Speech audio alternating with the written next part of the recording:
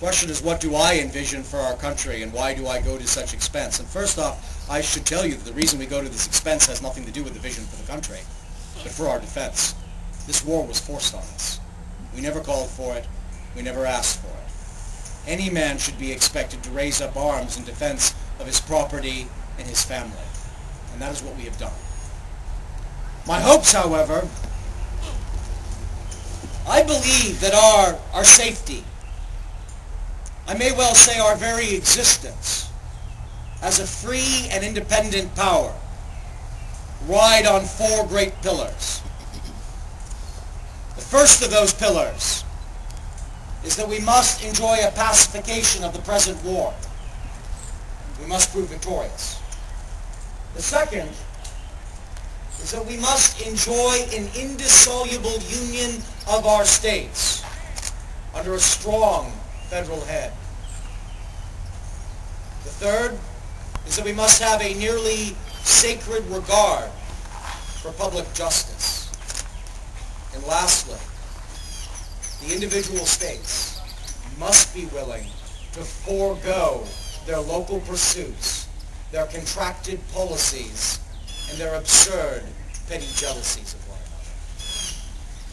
A state must be willing to forego what advantage it has over the others for the greater good of the larger community.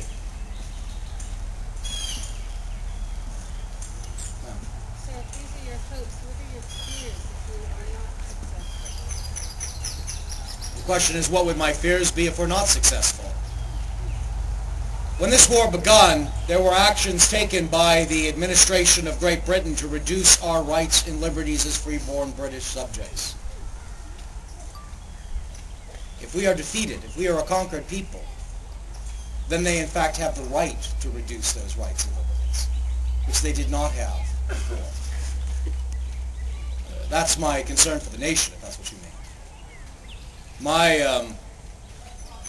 My future is obviously forever entwined with this cause, regardless of how it goes.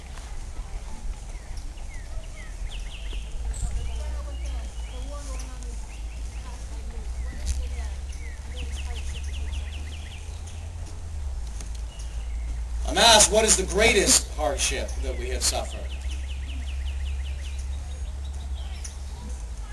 That's a difficult question. How does one determine which hardship has been worse than the others?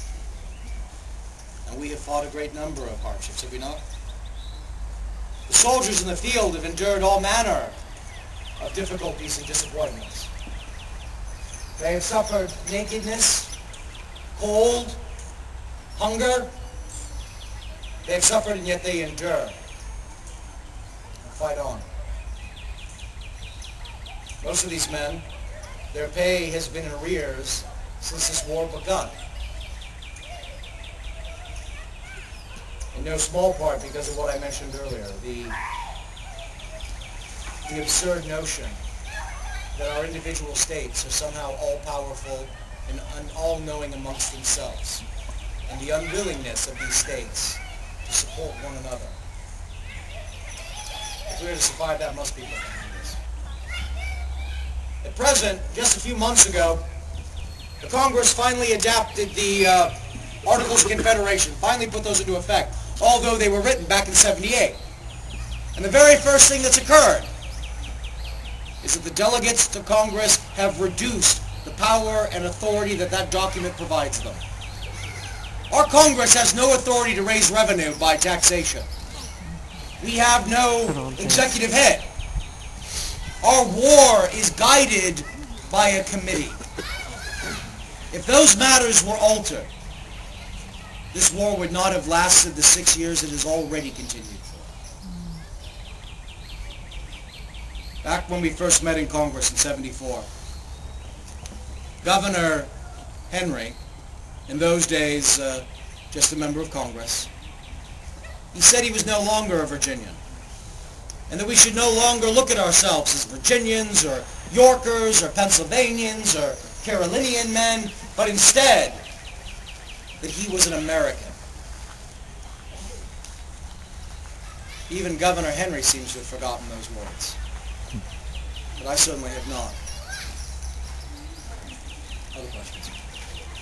Sir. So far, have you ever had any doubts about the overall victory of the war? Certainly, sir, on many occasions. But as I mentioned when this lady asked her question earlier, we're not fighting. We never entered into this cause because we were guaranteed success. We are not guaranteed success. In fact, mortals cannot command success. But we can do something more important. We can be worthy of success.